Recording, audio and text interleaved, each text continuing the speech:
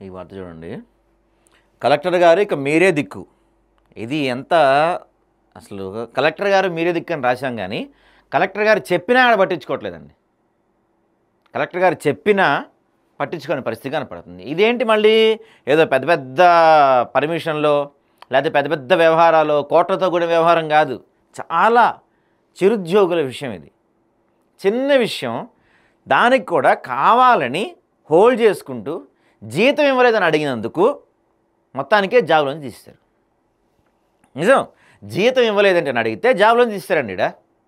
ఇది వింత జరిగింది. ఎక్కడ అనుకున్నారు? మళ్ళీ సిద్దిపేట కలెక్టరేట్లో అధికారుల నిర్లక్ష్యానికి ఆగిన జీతం అడిగితే ఉద్యోగంలో తీసేసిన వైనం, భర్త యాక్సిడెంట్తో భారమైన కుటుంబ పోషణ, ఏడాదిన్నరగా జీతం కోసం ఎదురుచూపులు, 18 నెలల పెండింగ్ శాలరీ ఇవ్వకుండా ఆఫీస్ చుట్టూ తిప్పించుకుంటున్న అధికారులు, గత కలెక్టర్ ఆదేశాలు సైతం లెక్క చేయని వైనం, తనకు న్యాయం జరిగేలా చూడాలంటూ ఆదాబ్ను సంప్రదించిన స్వప్న, వెంటనే తనను తిరిగి విధుల్లోకి తీసుకోవాలంటూ కలెక్టర్కు వేడుకోలు, సిద్దిపేట కలెక్టర్ కార్యాలయంలోని 2 BHK డిపార్ట్మెంట్లో వెలుగు చూసిన ఘటన.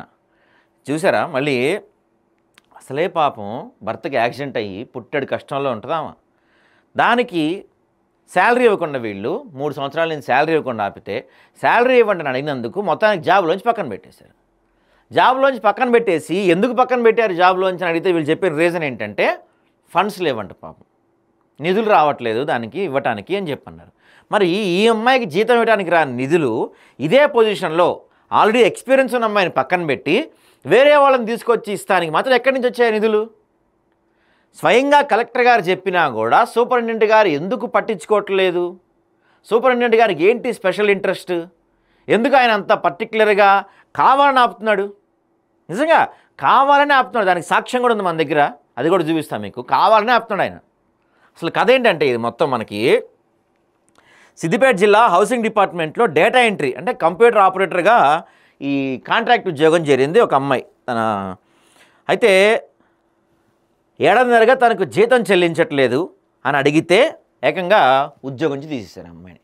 ఉద్యోగం నుంచి మనకి ఫోన్ చేసింది ఈ అమ్మాయి కొమ్ము స్వప్న అనే నిరుపేద కుటుంబానికి చెందిన ఈ మహిళ. హౌసింగ్ డిపార్ట్మెంట్లో డేటా ఎంట్రీగా ఆపరేటర్గా కలెక్టర్ ఆదేశానుసారం విధులు నిర్వర్తిస్తుంది. 2022 నుంచి పనిచేస్తున్న తనకు 2 BHK డిపార్ట్మెంట్లో అధికారులు 18 నెలల జీతం ఆపేశారని, కుటుంబ పోషణకు కూడా తనకు ఇబ్బంది అయిపోతుందని మా అమ్మాయి మనకి ఆదాబ్కి ఫోన్ చేసింది. అయితే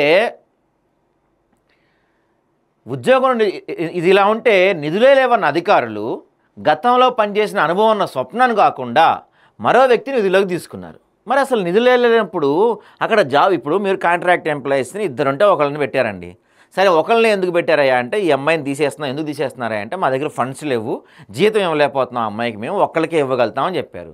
మరి అదేదో ఈ అమ్మాయిని తీసేసి ఇంకోళ్ళని పెట్టేయదు, అదేదో ఈమెకే ఇవ్వచ్చుగా స్వప్నకే. పాపం భర్త యాక్సిడెంట్ అయ్యి కుటుంబం ఇబ్బందిగా ఉంది, కుటుంబ పోషణ కష్టంగా ఉన్న అమ్మాయి లైఫ్ బాగుంటుంది కదా, వాళ్ళ కుటుంబం గడిచిద్ది కదా, వేరే వాళ్ళని తీసుకొచ్చి ఎందుకు ఇవ్వాలి? ఏంటి ఆ సూపరింటెండెంట్కి అంత ఇబ్బంది అమ్మాయికి జీతం ఇవ్వాల్సిన పెండింగ్ శాలరీ పెట్టడానికి? పెండింగ్ శాలరీ కావాలని ఆపుతున్నాడు సూపరింటెండెంట్. చూడండి ఇక్కడ ఇంకా ఉంది.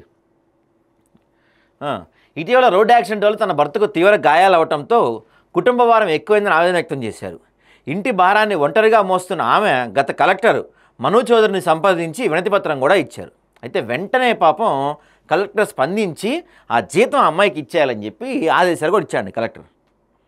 ఆదేశాలు ఇచ్చారు. స్వప్నకు ఇంట్రెస్ట్ ఫండ్ నుంచి జీతం ఇవ్వాలంటూ హౌసింగ్ ఆఫీసర్లకు ఆదేశించినప్పటికీ కలెక్టర్ ఆదేశాలు సైతం తుంగలో తొక్కి ఇంతవరకు జీతం ఇవ్వకపోవటం హౌసింగ్ అధికారుల నిర్లక్ష్యానికి నిదర్శనం. జిల్లా కలెక్టర్ చెప్పినప్పటికీ అధికారుల నిర్లక్ష్యం తారాస్థాయికి చేరిందని స్వప్న ఆవేదన వ్యక్తం చేస్తున్నారు. పదే పదే వేడుకుంటున్న ఉన్నతాధికారులు తన గోడు పట్టించుకోవట్లేదంటూ కొత్త కలెక్టర్ హైమావతి గారి అమ్మాయి మీరైనా స్పందించాలని అడుగుతుంది. చూడండి, మరి ఏడాదిన్నర జీతం రావాలండి అమ్మాయికి. స్వయంగా కలెక్టర్ చెప్పినా కూడా ఏంటి, కలెక్టర్ అంటే డిస్ట్రిక్ట్ ఫస్ట్ మేజిస్ట్రేట్ అనమాట. స్వయంగా కలెక్టర్ చెప్పినా కూడా పక్కన పెట్టేశాడంటే మరి ఆ సూపరింటెండెంట్కి ఎంత ధైర్యం, ఆయన కథ ఏంది మరి, ఎందుకు ఆయన అంత ఇంట్రెస్ట్ దీనికి? దీని గురించి మనం గతంలో నోడల్ ఆఫీసర్గా వెళ్ళిన శ్యాంప్రసాద్ అనే వ్యక్తి ఈ ఆపరేటర్స్ ఉద్యోగుల అకౌంట్స్ చూసేవారు.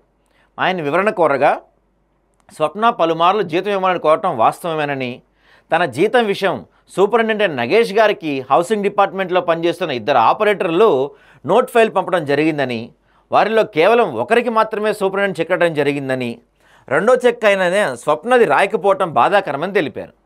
చూడండి, చెక్ రాశాడు మనోడు, ఒక చెక్ రాశాడు, ఇంకో చెక్ రాస్తానికి మాత్రం మనోడికి పెన్లో ఇంక రాల. సూపరింటెండెంట్కి వాంటెడ్గా ఏదో మనసులో పెట్టుకొని చేయకపోతే ఎందుకు మరి చెక్ రాస్తానికి ఏం తలనొప్పి మనోడికి? దీన్ని బట్టి చూస్తే హౌసింగ్ డిపార్ట్మెంట్ అధికారుల నిర్లక్ష్యం కళ్ళకు కట్టినట్టు కనిపిస్తుంది. ఇదిలా ఉండగా సదరు ఉద్యోగులపై చర్యలు తీసుకొని తనకు జీతం ఇప్పించి తిరిగి విధుల్లో తీసుకున్న చూడాలని కలెక్టర్ మరియు హౌసింగ్ పీడీఏకి మీడియా ముఖంగా కన్నీటితో విలపించారు. ఈ విషయాన్ని లేఖ ద్వారా కూడా కొత్త కలెక్టర్ హైమావత్ దృష్టికి తీసుకెళ్లారని, ఒక మహిళగా కలెక్టర్ తనకి న్యాయం చేస్తుందని ఆశాభావంతో ఉన్నానని చెప్పారు. ఇదిలా ఉండగా హౌసింగ్ డిపార్ట్మెంట్లో అధికారుల నిర్లక్ష్యం మరియు ఒక సిఎల్ఎస్టీసీ ఉద్యోగి పెత్తనం మరో కథనం ద్వారా మీ ముందు తేబోతుంది ఆధార్ హైదరాబాద్. ఇక్కడ బాబు సూపరింటెండెంట్ నువ్వు ఎవరైతే ఉన్నావో ఆ చెక్ పైన సైన్ చేసి ఆ అమ్మాయికి శాలరీ వచ్చేలా చేస్తావా? లేదు చేయవు అంటే చెప్పు, మేమే వచ్చి ఆడ కూర్చుంటాం కలెక్టరేట్ ముందు, మేము కూడా ఆ అమ్మాయితో కలిసి కూర్చొని ధర్నాలో కూర్చుంటాము. ఎందుకు చేయలేకపోతున్నావు? నీకున్న ప్రాబ్లమ్స్ ఏంటి? కలెక్టర్ చెప్పినా కూడా అంటే కలెక్టర్ మాట కూడా నీకు లెక్కలేదా? కలెక్టర్ అంటే కూడా నీకు కేర్ లేదా? లేకపోతే కలెక్టర్ కంటే నువ్వు ఎక్కువ అనుకుంటున్నావా?